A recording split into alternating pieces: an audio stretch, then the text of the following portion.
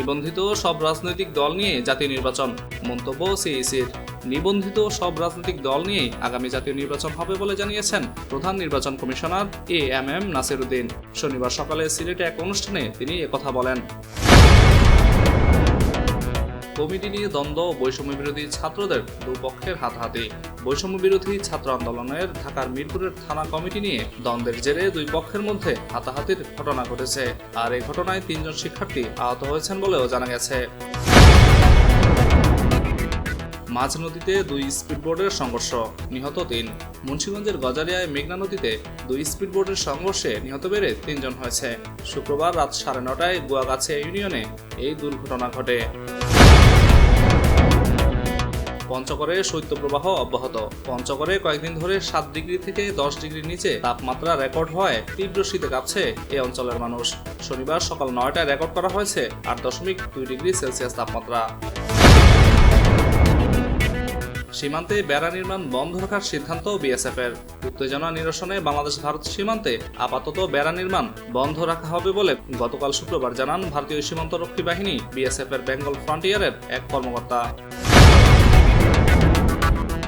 নিয়ন্ত্রণে আসছে লস অ্যাঞ্জেলেসের দাবানল। নিয়ন্ত্রণে আসতে শুরু করেছে যুক্তরাষ্ট্রের ক্যালিফোর্নিয়া অঙ্গরাজ্যের লস অ্যাঞ্জেলেসের কাউন্টির পূর্ব ও পশ্চিম প্রান্তের দাবানল। একই সঙ্গে গত কয়েকদিন ধরে চলা প্রচণ্ড বাতাসও কমতে শুরু করেছে। বাতাস কমায় দাবানলের বড় 2টি জায়গার আগুন শুক্রবারে নিয়ন্ত্রণ আসতে শুরু করে। যেন বোমা হামলা হয়েছে, দাবানল নিয়ে বললেন বাইডেন। ভয়াবহ দাবানলে গত 5 দিন ধরে উঠছে যুক্তরাষ্ট্রের লস অ্যাঞ্জেলেস। এখন পর্যন্ত সেখানে 10,000-এর বেশি অবকাঠামো ধ্বংস হয়ে গেছে। জো বাইডেন এই দাবানলকে যুদ্ধের দৃশ্য হিসেবে অভিহিত করে বলেছেন, এখানে যেন বোমা ফেলা হয়েছে।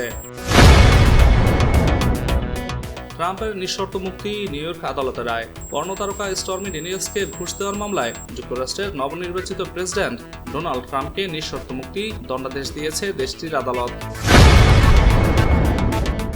আন্তর্জাতিক ক্রিকেট থেকে তামিম ইকবালের অবসরের ঘোষণা। হঠাৎ করেই আন্তর্জাতিক ক্রিকেট থেকে অবসরের ঘোষণা দিয়েছেন বাংলাদেশের সাবেক ক্যাপ্টেন তামিম ইকবাল। শুক্রবার রাতে নিজের অফিসিয়াল ফেসবুক পেজে তামিম জানিয়েছেন, বাংলাদেশের জার্সিতে তার আর খেলা হচ্ছে না। উঠছে হলিউড, মন কাঁদছে জায়েদ খানের। লস অ্যাঞ্জেলেসে দাবানলের সময়ে যুক্তরাষ্ট্রে অবস্থান করছেন দেশের আলোচিত চিত্রনায়ক জায়েদ খান। শুধু তাই নয়, শুক্রবার সামাজিক মাধ্যমে দাবানলের কিছু ভয়াবহ দৃশ্য তুলে ধরেন এই অভিনেতা। তিনি লিখেন, হলিউডে দাবানলের এমন আঁচ লাগায় মন কাঁদছে তার।